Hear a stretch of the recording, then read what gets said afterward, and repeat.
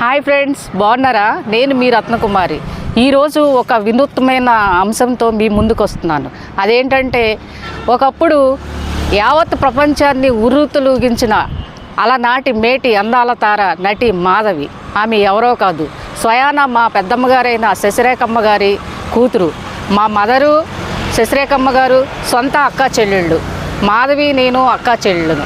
మాధవి గారి గురించి చాలా ఛానల్లో వ్యతిరేకంగాను అసత్య ప్రచారంతోనూ కొన్ని వాస్తవాలు తెలియకుండా కొంతమంది చెప్తున్నారు కారణంగా ఈరోజు నేను మీ ముందుకి ఈ వీడియో చేస్తున్నాను.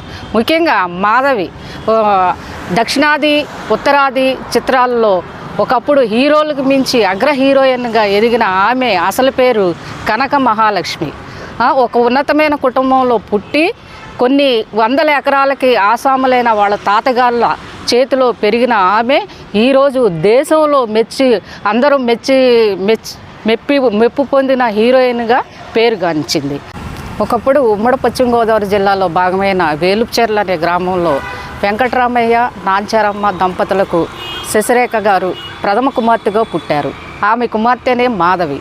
ఈ మాధవి చిన్నప్పుడు వేలుపుచెర్లలో ఆడుతూ పాడుతూ బంధుమిత్రులతో కలిసిమెలిసి తిరిగేది. కానీ తర్వాత తనకున్న డ్యాన్స్ మీద ఉన్న మక్కువతో డ్యాన్స్ నేర్చుకోవటం, తర్వాత ఆబిట్స్ స్కూల్లో చదవటం, హైదరాబాద్ వాళ్ళు వలస వెళ్ళిపోయి ఆ స్కూల్లో చదవటం, తర్వాత ఆమెకు డ్యాన్స్ మీద ఉన్న మక్కువతో మా పెద్దమ్మగారైన శశిరేఖమ్మ గారు ఆమెను ఒక కూచిపూడి నృత్య కళాకారుడి దగ్గర డ్యాన్స్ నేర్పించారు.